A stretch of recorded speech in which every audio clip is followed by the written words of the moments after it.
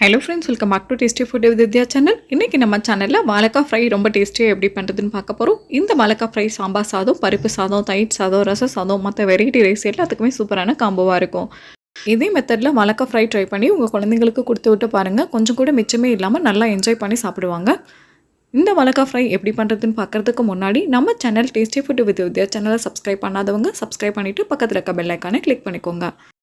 வாங்க வாழைக்காய் ஃப்ரை பண்ண ஸ்டார்ட் பண்ணிடலாம். ஒரு மிக்ஸி ஜாரில் 7 to 8 சின்ன வெங்காயம் சேர்த்திக்கோங்க. கூடவே 7-8 பூண்டு பல் சேர்த்திக்கோங்க. இது கூடவே சின்ன துண்டு இஞ்சி கட் பண்ணிவிட்டு சேர்த்திக்கோங்க.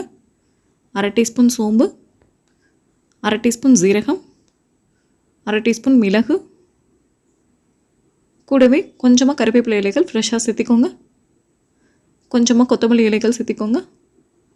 இது கூடவே 1/2 டீஸ்பூன் அளவுக்கு மல்லித்தூள், கூடவே 1 டீஸ்பூன் சிக்கன் மசாலா சேர்த்துட்டு கொஞ்சமாக தண்ணி விட்டு நல்லா ஃபைன் பேஸ்ட்டாக அரைச்சிக்கோங்க.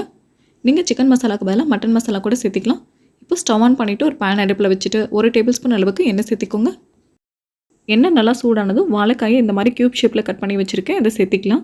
நீங்கள் க்யூப் ஷேப்புக்கு பதிலாக ரவுண்ட் ஷேப்பில் கட் பண்ணிக்கலாம், இல்லைனா நீல வாக்கில் கூட கட் பண்ணிக்கலாம். மசாலா அரைக்கும் போது காரத்துக்கு நான் 1 டீஸ்பூன் சிக்கன் மசாலா மட்டும்தான் சேர்த்திருக்கேன். நீங்கள் நல்லா ஸ்பைஸியாக சாப்பிட்றவங்களா இருந்தால் 1/2 டீஸ்பூன் மிளகாய் தூள் சேர்த்துட்டு அரைச்சிக்கோங்க.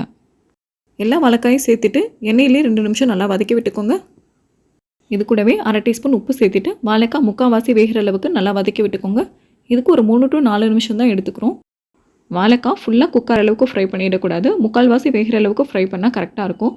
நம்ம ஃபுல்லாக குக் பண்ணிட்டோம் அப்படின்னா மசாலா சேர்த்ததுக்கப்புறம் வதக்கும் போது எல்லாம் உடஞ்சிரும், முழுசாக நம்மளுக்கு ஃப்ரை கிடைக்காது. இப்போ வாழைக்காய் முக்கால்வாசி ஃப்ரை ஆகிடுக்கு. இந்தளவுக்கு ஃப்ரை ஆகிறதுக்கு 3 to 4 மினிட்ஸ் தான் எடுத்துக்கிறோம். இப்போ இதை நம்ம ஒரு பிளேட்டுக்கு மாற்றிக்கலாம். இப்போ இது ஒரு சைடாக இருக்கட்டும். இப்போ அதே பேனில் கொஞ்சமாக எண்ணெய் சேர்த்திக்கோங்க. எண்ணெய் சூடானதும் 1/2 டீஸ்பூன் அளவுக்கு சோம்பு சேர்த்திக்கோங்க. சோம்பு நல்லா பொரிஞ்சதும் நம்ம அரைச்சி வச்சுருக்கிற மசாலாவை சேர்த்துட்டு கொஞ்சமாக தண்ணி சேர்த்து மிக்ஸி ஜாரை கழுவிட்டு அதையும் சேர்த்திக்கோங்க. சேர்த்துட்டு மசாலாவோட பச்சை ஸ்மெல்லாம் போகிற அளவுக்கு நல்லா வதக்கி விட்டுக்கோங்க.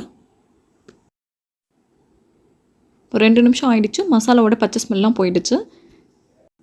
இப்போ இந்த மசாலா கூடவே 1/2 டீஸ்பூன் அளவுக்கு உப்பு சேர்த்திக்கோங்க. ஏற்கனவே நம்ம வாழைக்காய் ஃப்ரை பண்ணும்போது கொஞ்சமாக உப்பு சேர்த்திருக்கோம், அதுக்கேற்ற மாதிரி பார்த்துட்டு சேர்த்திக்கோங்க.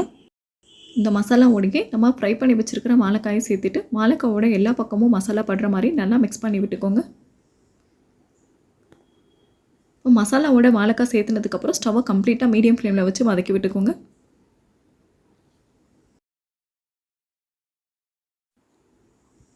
மசாலா நல்லா மிக்ஸ் பண்ணதுக்கப்புறமா ஒரு மூடி போட்டு மூடி வச்சுருங்க. ஒரு சைடு நல்லா ஃப்ரை ஆனதுக்கப்புறம் மூடி எடுத்துகிட்டு அடுத்த பக்கம் திருப்பி விட்டு நல்லா ஃப்ரை பண்ணிக்கோங்க. நல்லா மொறுன்னு வர அளவுக்கு ஃப்ரை பண்ணிக்கோங்க. இப்போ ஒரு சைடு நல்லா ஃப்ரை ஆகிடுச்சு. இப்போது அடுத்த பக்கம் திருப்பி விட்டுட்டு அதே மாதிரி மூடி போட்டு மூடி இன்னொரு சைடும் ஃப்ரை பண்ணிக்கலாம். இந்த ரெசிபி பண்ணுறதுக்கு நம்ம நிறைய எண்ணெய் செலவு பண்ண தேவையில்லை, கொஞ்சம் எண்ணெயிலேயே நல்லா பண்ணிடலாம். இப்போ 2 பக்கமே நல்லா ஃப்ரை ஆகிடுச்சு. கடைசியாக கொத்தமல்லி இலைகளும் கருவேப்பிலை இலைகளும் கட் பண்ணிவிட்டு சேர்த்துட்டு ஸ்டவ் ஆஃப் பண்ணிவிடுங்க.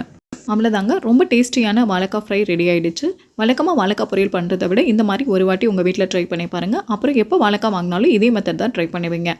இதே மெத்தடில் வாழைக்காய் ஃப்ரை ட்ரை பண்ணி பார்த்துட்டு எப்படி இருந்ததுன்னு என்னோட கமெண்ட்டில் ஷேர் பண்ணுங்கள். இந்த ரெசிபி பிடிச்சிருந்ததுன்னா டேஸ்டி ஃபுட் வித் வித்யா சேனலை சப்ஸ்கிரைப் பண்ணுங்கள், லைக் பண்ணுங்கள், உங்கள் ஃப்ரெண்ட்ஸ் அண்ட் ஃபேமிலியோட இந்த வீடியோவை ஷேர் பண்ணுங்கள். தேங்க்யூ ஃபார் வாட்சிங். Bye by.